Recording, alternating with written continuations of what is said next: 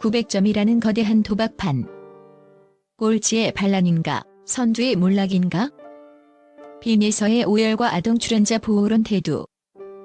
서바이벌의 잔혹함이 선을 넘었다는 비판 측면. 대한민국을 트로트에 열기로 뜨겁게 달구고 있는 본선 3라운드가 마침내 지옥의 문이라 불리는 2차전에 돌입하며 절정을 향해 치닫고 있다.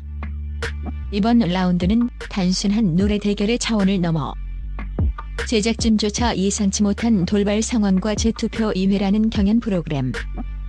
역사상 전무후무한 기록을 남기며 시청자들을 충격과 공포로 몰아넣고 있다. 특히 압도적인 우승 후보로 거론되던 천재소녀 빈에서의 무대 위. 오열과 함께 다시금 불거진 아동 서바이벌 잔혹사 논란은 이제 단순한 연예 뉴스를 넘어 사회적 화두로까지 번지는 모양새다. 단 한 번의 무대로 운명이 바뀐다. 900점 독식 룰이 가져온 대혼돈의 서막. 이번 3라운드 2차전의 핵심이자 모든 참가자를 공포에 떨게 한 장치는 바로 점수의 대폭등이다. 1차전이 라이벌과의 듀엣이나 팀 미션을 통해 300점 만점을 나누어 갖는 방식이었다면 이번 2차전은 무려 900점 이라는 어마어마한 점수를 한 명의 참가자가 오롯이 자신의 역량으로 가져가는 구조다. 유튜버들과 음악 전문가들은 이 900점 독점 룰이 이번 경연의 판도를 뒤흔들 최대의 조커라고 입을 모았다. 실제로 1차전에서 단 41점을 받으며 사실상 탈락 확정권인 최하위에 머물렀던 추다해 같은 참가자도 이번 2차전에서 인생 무대를 터뜨릴 경우 단숨에 상위권을 위협할 수 있는 발판이 마련된 셈이다. 반대로 289점이라는 높은 점수로 여유롭게 선두를 달리던 구수경조차 방심하는 순간 천당에서 지옥으로 떨어진다는 극도의 긴장감 속에 무대에 올랐다.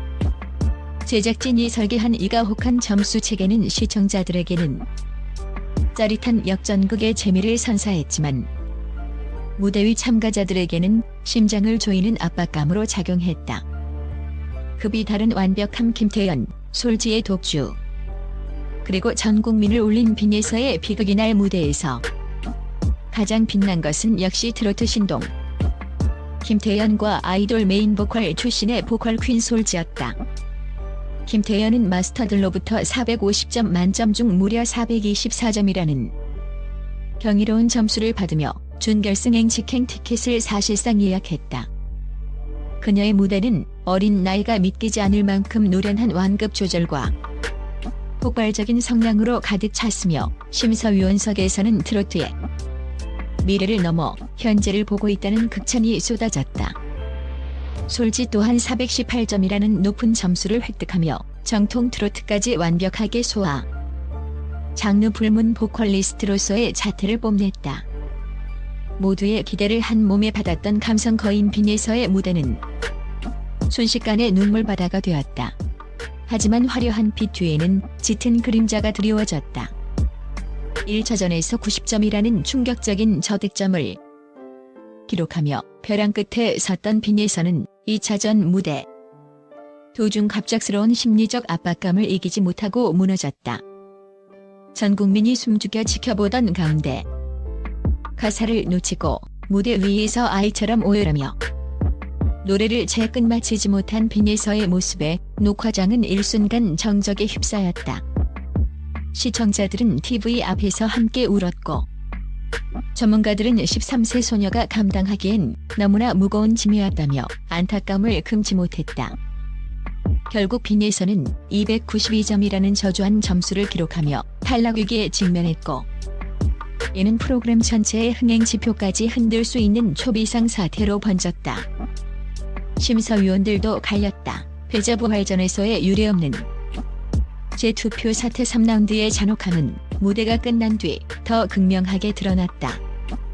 탈락 후보들이 마지막 생존을 걸고 벌이는 패자부활전에서는 제작진과 심사위원 모두를 당황케 한 초유의 사태가 발생했다. 최종 탈락자를 가려내는 결정 사이에서 의견이 팽팽하게 대립하며 무려 2차례나 다시 투표를 진행하는 극한의 대치 상황이 벌어진 것이다. 현장 관계자의 전언에 따르면 마스터들 사이에서도 철저히 실력과 당일의 무대 완성도를 우선시해야 한다는 원칙론과 프로그램의 미래와 스타성, 그리고 이전 무대에서의 공로를 고려해야 한다는 동정론이 격렬하게 충돌했다. 이에서 4명의 탈락자를 확정지어야 하는 절체절명의 순간, 단 한 표 차이로 생사가 엇갈리는 긴박한 상황이 이어지며 녹화 시간은 예정보다 몇 시간이나 길어졌다. 이는 이번 시즌 참가자들의 수준이 그만큼 상향, 평준화되었음을 방증하는 동시에 제작진이 설정한 탈락 시스템이 얼마나 가혹한지를 보여주는 대목이다.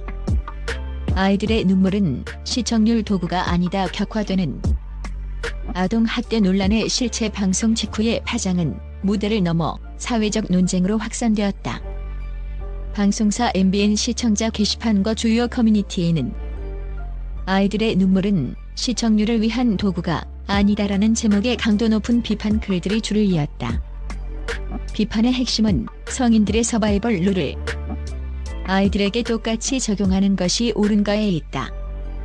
13살 빈예서가 수많은 카메라와 관객 앞에서 하는 모습은 명백한 정서적 학대라는 주장이다. 실제로 많은 교육 전문가는 서바이벌이라는 극한의 경쟁 체제는 아이들에게 평생 지워지지 않는 A를 남길 수 있다고 경고했다.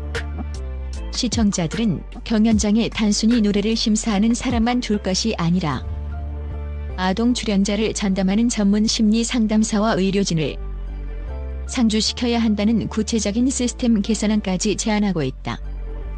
반면 일각에서는 경쟁의 세계에 들어온 이상 나이는 변명이 될 수 없다.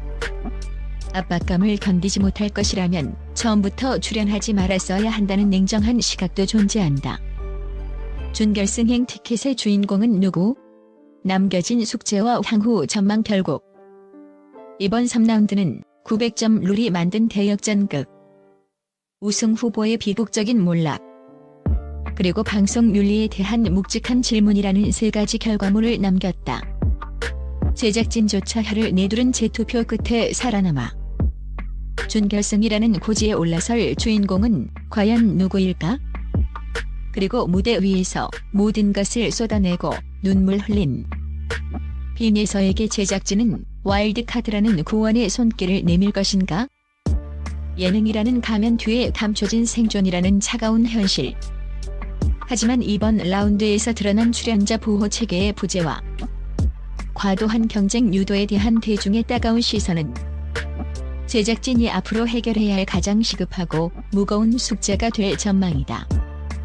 이제 남은 참가자들은 더 잔혹해질 준결승과 결승을 향해 나아가야 한다.